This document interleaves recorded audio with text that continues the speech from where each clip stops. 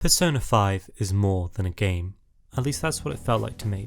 I remember the hype for Persona 5. It was everywhere. In my school, talked about by all the YouTube and streamers I watched at the time. Persona 5 was part of the zeitgeist, a part of the collective unconscious. I've loved JRPGs ever since I began gaming, and Persona 5 is the epitome of the modern day JRPG. It shouldn't be possible to fall in love with a game before you even play it, but even still, Persona 5 had managed to take my heart when I still had yet to get my hands on it. When I finally got to play it, Persona 5 Royal had come out, and I got to experience this definitive experience of something so highly anticipated, so highly loved, a game which I knew had so much to do, so much to uncover, a rich cast to befriend and hate, to bask in the moment of a fulfilling high school life, and one chance to experience it for the first time. I just had to get it right. What type of gamer am I? Am I a highly skilled god gamer? We get back to the bottom again, I'm ending the stream. An FPS protege?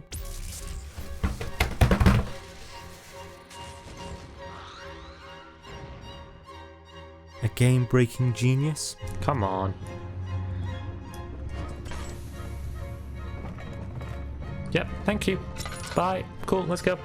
No. But for the longest time, I was a completionist. I wanted a character's best gear and a full achievement list. A mindset which ruined my first playthrough of one of the most famous games of all time.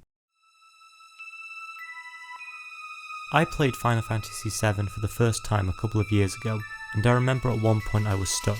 I was in Wall Market, running up and down the map trying to go one way and not being able to, trying to go the other way and being pushed back. No one was telling me what to do, so either it wasn't well signposted or I missed some important dialogue which wasn't repeating. Either way, I couldn't continue. The thing is, when I googled for answers, I saw that there was some missable stuff coming up, such as if you want Tifa's best weapon, you better remember a certain pattern, or if you want a special scene with certain characters, Tifa, you have to take these specific steps. Even playable characters were missable, so I kept the guide open. I was only going to play this game once, better get the full experience, and that's what I did. As the game went on, I got more worried that I'd missed something else, so I kept the guide open, but there was an itching feeling inside of me. This game, the famous Final Fantasy VII, wasn't living up to its hype, because I was too scared to let it tell its story. Everything was on railroads when I was playing, because by looking at a guide before each section, I knew which choices were an illusion created by the developers and the best answers to the ones that mattered. I wasn't playing the game. I was just as much of a program executing instructions as much as the game was, so I decided to stop. I reached Nibelheim and thought enough was enough. I went into the mansion where I knew the character Vincent would be, but made sure I did not know any of the contents inside the building. As I walked around, I discovered a hidden note, and I got excited. Wanting to figure it out, I searched other places, and the note led me to another, and then another, until finally I reached a safe. All the while the main story was leading me elsewhere in the mansion. It was incredible. I was searching, discovering, making my own path. The safe resulted in an epic boss battle, and from it I got the Odin materia, but I still couldn't find Vincent. After the main story in the mansion, I did a once over, and there was this locked gate which I couldn't open, but I checked everywhere. I didn't want to leave in case I got story locked out and lost Vincent forever, so I caved. I reopened the guide, and it turns out I had forgotten to check the safe again after I defeated the monster. I had just presumed I'd gotten everything from it when I opened it initially. I had done 99% of the work by myself, and stumbled at the literal last hurdle over something so stupid as that. I was livid. Furious I had managed to do so much but missed the smallest non-step at the end. I didn't want this to happen again, so I used the guide for the rest of my playthrough. And now, looking back, Final Fantasy VII, for all its majesty and legacy, is just a game I played one time. It's not an epic tale about the world and identity with so much soul in it. To me, Final Fantasy VII is just a game. When I finally got around to playing Persona 5 Royal, a game with nearly the same amount of prestige as Final Fantasy.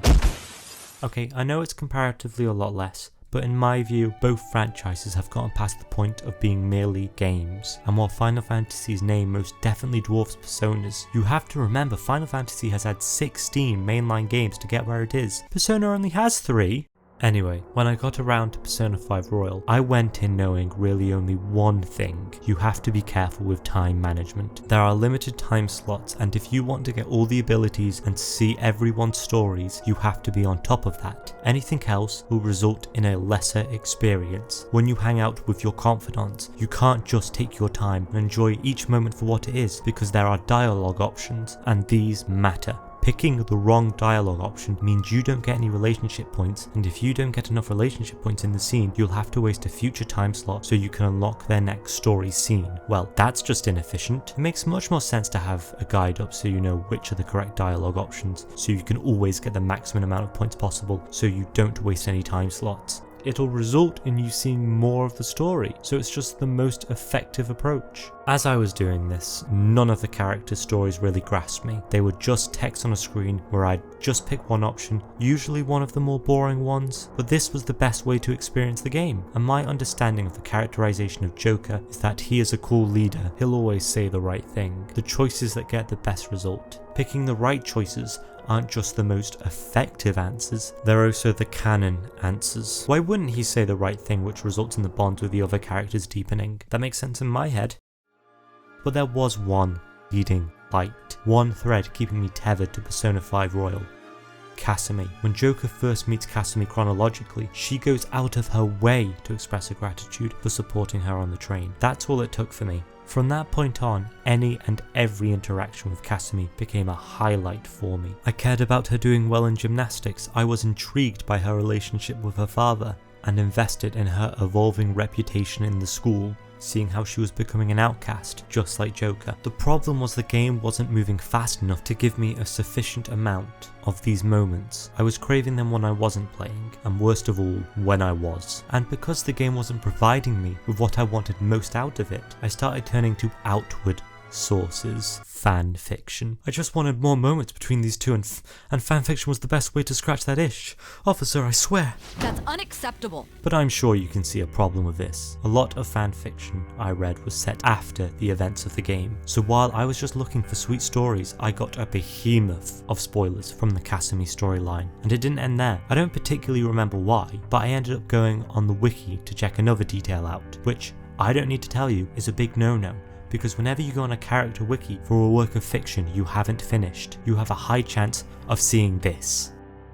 The thing is, I thought I had my spoiler vaccine, so was safe from ruining anything else. But it turns out I had misinterpreted the details the fanfiction gave me, so it got spoiled again when I went on the wiki. It's like a Tom and Jerry skit. So this is my lesson to you. If you are anticipating something, then get a spoiler. Do not assume that spoiler is accurate. It might not be, and you'll be caught off guard when you organically get there in the story, or you may know the spoiler and have no idea how the reveal will go. But I didn't do this at the time, and it made me think, I'm not really enjoying what the game is doing at the moment. I was actually enjoying the palaces a lot more with the battles and fusing different personas, as that had a lot more opportunity to be different for each player, but I had looked behind the curtain in terms of the social sim portion of the game, which is what had drawn me more initially. I had now been spoiled on the character I felt most invested in and what I thought was the majority of that storyline, so I asked myself, why am I even still playing?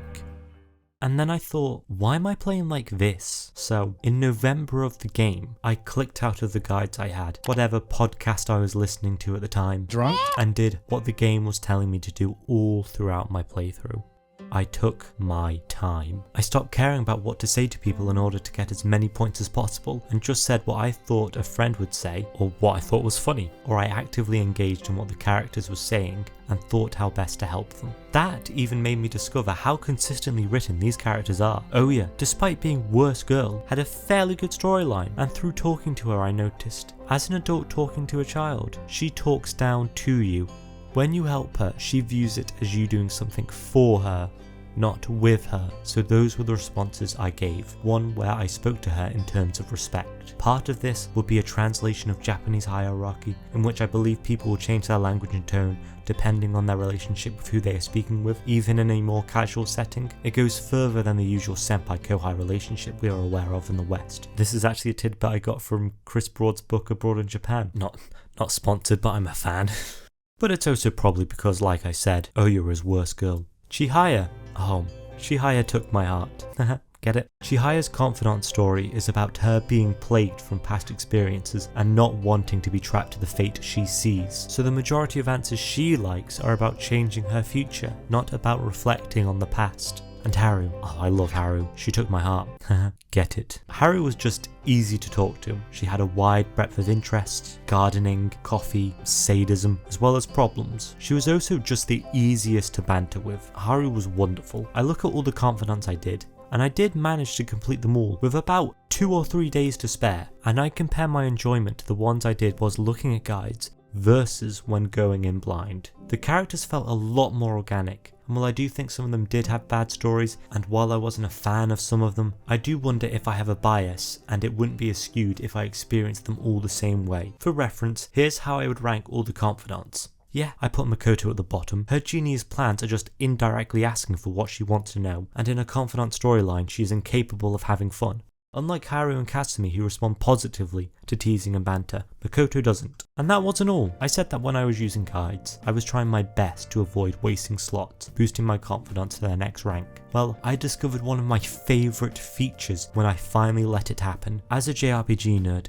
every JRPG has a similar moment which I adore. I'm going to call it the base building section. In Xenoblade Chronicles, it's rebuilding Colony 6. In Breath of the Wild, it's building the village and filling out your house. In Chrono Trigger, it's the growth of the forest. A part of the game where you get to physically change the world and see those effects as they aren't locked behind the credits, unlike the main story which you'll never get to experience because the game has ended. In Persona 5, it's the decorations. Decorations you get from taking a confidant somewhere and spending time with them, not to advance their story or to get new skills, just to hang out. I loved these moments, and I wish the social sim parts didn't have this overbearing weight of gotta complete everyone's stories, but I appreciate why the stories are there and what they do. It's like how when you finish a confidant, it's suboptimal to hang out with that person again, but they may be your favourite character, or even your girlfriend, or even one of your 10 girlfriends. It would be nice to be able to spend more time with the characters you care more about without thinking you're wasting your time doing so.